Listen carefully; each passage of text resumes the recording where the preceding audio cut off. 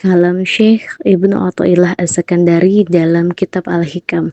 Beliau mengatakan bahwa Allah Subhanahu wa taala itu tahu bahwa kita ini mudah jemu, bahwa kita ini mudah bosan, bahwa kita ini mudah boring atau seringnya pakai mood dalam melakukan ketaatan-ketaatan kepada Allah Subhanahu wa taala. Ya tabiatnya kita sebagai manusia, kalau lagi mood maka ibadahnya diperpanjang. Sunnahnya bahkan dilakukan, gak cuma fardu aja. Zikirnya, wah, bukan hanya subhanallah wa bihamdihi lagi, bukan. Tapi ditambahin lagi, subhanallah walhamdulillah wa la ilaha illallah wallahu akbar. Ditambah lagi hasbunallah wa ni'mal wakil. Ditambah lagi dengan menyebut ismu azamnya Allah Subhanahu wa taala yang lain. Jadi kayak gitu. Ada kalanya kita kalau lagi nggak mood, ya udah, habis sholat salam prung, nggak ngapa-ngapain. Atau biasanya istighomah untuk melakukan salawat kepada Nabi Shallallahu Alaihi Wasallam yang biasanya Allahumma sholli ala Sayyidina Muhammad, Allahumma sholli alaihi wasallim.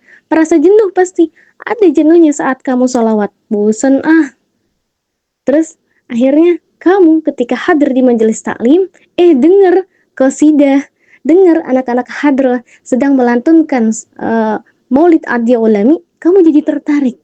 Nah, cara kamu menjadi tertarik itu adalah caranya Allah Subhanahu wa taala yang tetap pegang, yang tetap ngikat kamu, yang tetap pegang tali kamu sehingga kamu itu tidak keluar dari ketaatan-ketaatan kepada Allah Subhanahu wa taala.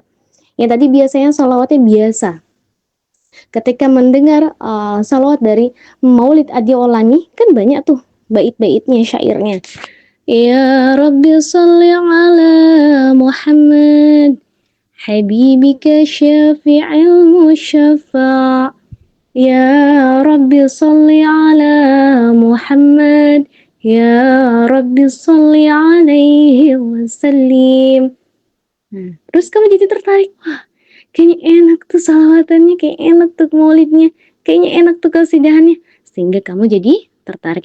Itulah cara Allah Subhanahu wa taala menyelamatkan kamu. Jadi Allah itu, duhai anakku yang salihah, kalau kamu sudah terbiasa wirid, kalau kamu sudah terbiasa melakukan amalan-amalan ibadah, walaupun hanya sedikit, itu Allah Subhanahu wa taala udah pegang jiwa kamu.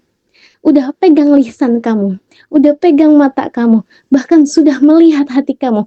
Oh, ini hambaku sedang menyebut kekasihku Nabi Yuna Muhammad Sallallahu Alaihi Wasallam ibni Abdillah. Maka Allah nggak akan segampang itu biarin kita lupa, biarin kita jenuh.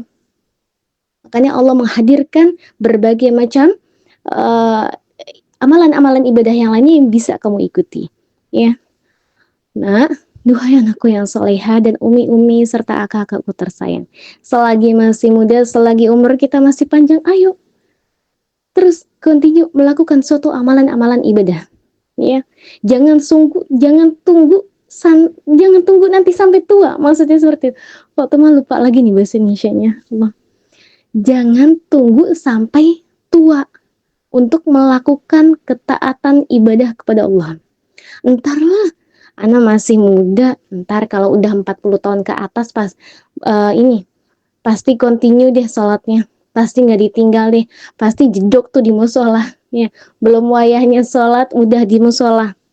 Ntar juga gitu, Fatuma anak kayak gitu kalau udah tua, pakai jilbabnya, ikut pengajian majelis taklim. Jangan nunggu tua.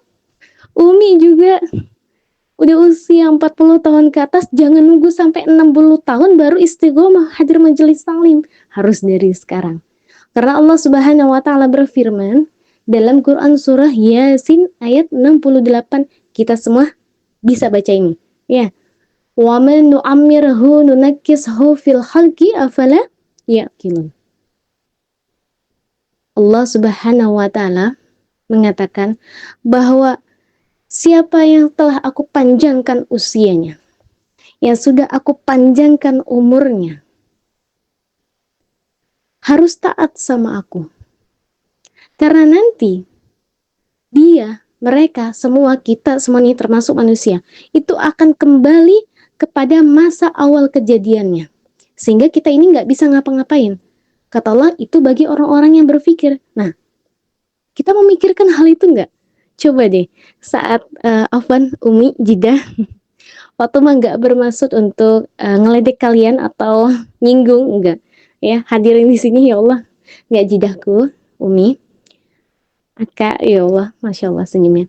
Jadi gini, kata Allah tadi dalam Quran surah Yasin ayat 68 bahwa ketika Allah memanjangkan umur manusia, maka nantinya kita ini akan dikembalikan kepada masa kejadian awal.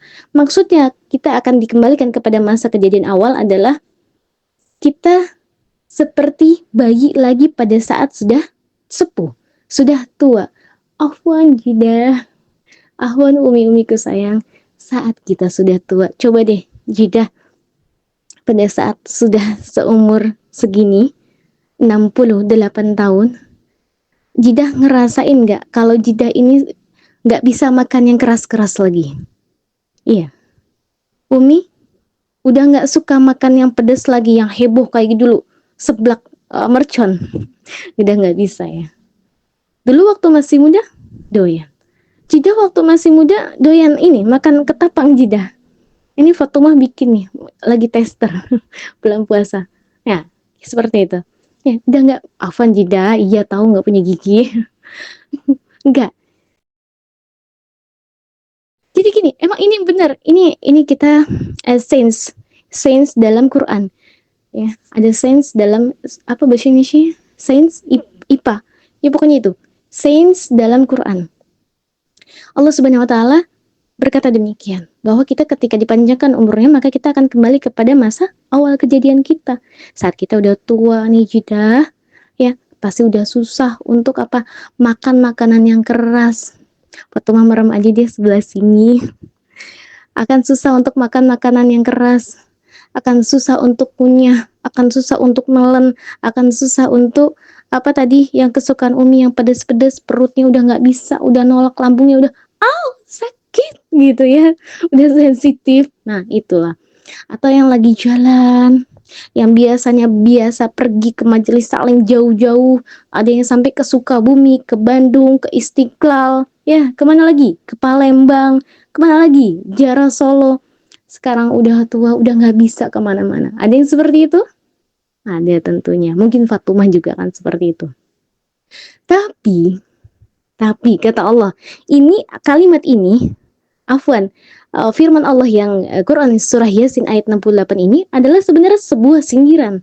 Kata Allah, kalau kamu melakukan ketaatan-ketaatan di masa mudanya, ya, kamu kenceng ibadahnya kepada aku, kamu konsisten ibadahnya dengan melakukan berbagai macam ketaatan yang hanya untuk aku. Dari masa muda kamu biasa sholat duha sampai 4 rakaat, sholat tahajud atau qiyamul lail sampai 6 rakaat. Sholat witirnya selalu kontinu, selalu konsisten abis isya. Sholat subuhnya, bahkan melakukan sholat qobliyahnya. Lalu melakukan sunnah-sunnah yang lainnya. Kamu melakukan zikir menyebut asmaku dengan sebanyak-banyaknya. Sampai melipatkan ganda. Ya. Kamu memperbanyak sholawat kepada kekasihku dengan sebanyak-banyaknya. Kamu lakukan semasa muda kamu hingga kamu seperti setua ini. Hingga kamu sudah lanjut usia ini. Maka kata Allah Subhanahu wa taala, tafsir dari Quran surah Yasin ini adalah indah, Umi. Jidah, indah. Indah duhai anak-anakku yang salihah yang masih kecil-kecil ini, indah nak. Apa keindahan di dalam ini? Di dalam ayat ini, Quran surah Yasin ayat 68, bahwa kata Allah, saat kita usianya sudah tua dan gak bisa lagi melakukan suatu amalan ibadah yang dulu pernah kita lakukan semasa muda, maka kata Allah Subhanahu wa taala, aku telah mencatatnya. Aku telah mencatatnya dengan rapi tentang amalan-amalan kamu. Aku telah mencatatnya dengan rapi di kitab Lauh Mahfuzku. Dan aku tidak akan melupakan hamba-hambaku. Oleh karenanya, siapa yang melakukan ketaatan-ketaatan di masa mudanya, lalu di masa tuanya tidak bisa melakukan ketaatan-ketaatan seperti dulu, gak bisa melakukan ketaatan-ketaatan sebanyak dulu, gak bisa lagi kakinya langkah ke majelis taklim seperti dulu, maka kata Allah apa? Pahalanya akan sama, bernilai sama, bahkan konsisten seperti masanya Umi dan Jida melakukan ketaatan itu di masa muda. Umi sekarang pahalanya tetap mengalir bahkan ketika sampai Umi atau Jida afwan sampai sudah wafat. Allah menjamin pahala itu tidak ada putus-putusnya. Selama di akhir hayat kita tetap ada keimanan kepada Allah Subhanahu wa ta'ala. Selama di hati kita ada iman, maka amalan ibadah yang pernah kita lakukan di masa muda, hatta sampai kita sudah tua saat ini, hatta sampai kita sudah berada di ujung ajal, kata Allah, selama iman masih ada di dalam hati hambaku, maka segala perbuatan baiknya akan selalu menempel kepadanya. Ya, akan selalu tertulis, akan selalu menemani. Gak akan kemana-mana. Gak akan ketinggalan amalan itu. Akan menerangi kamu, akan menjadi pintu yang sangat terang, akan menjadi cahaya yang sangat terang, untuk kamu bisa membuka pintu itu, pintu ke jalan mana saja yang kamu mau, pintu ke surga mana aja yang kamu mau, atas ridhonya Allah Subhanahu wa ta'ala, atas kecintaannya Allah Subhanahu wa ta'ala. Kepada siapa? Kepada hamba-hamba pilihannya, kepada hamba-hamba yang terus tertatih walaupun capek, tapi tetap istiqomah dengan mujahadah yang luar biasa dalam kita melakukan ketaatan-ketaatan kepada Allah. Tadi kalam Syekh Ibnu Athaillah As-Sakandari dalam kitab Al-Hikam, ya, beliau berkata bahwa Allah itu tahu kita ini rakus, maka Allah membatasi ketaatan itu hanya pada waktu-waktu tertentu, agar perhatian kamu ini tertuju pada kesempurnaan sholat, bukan pada adanya sholat. Karena nggak semua orang yang sholat dapat menyempurnakan sholatnya. Jadi, kalau ingin melakukan suatu ketaatan, jangan nunggu nanti. Sekarang, mulai dari sekarang. Besar kecilnya ketaatan kamu, besar kecilnya amalan ibadah yang sedang kamu tempuh ini, yuk konsisten, ya, istiqomahkan lillahi ta'ala. Sallu ala Nabi Muhammad.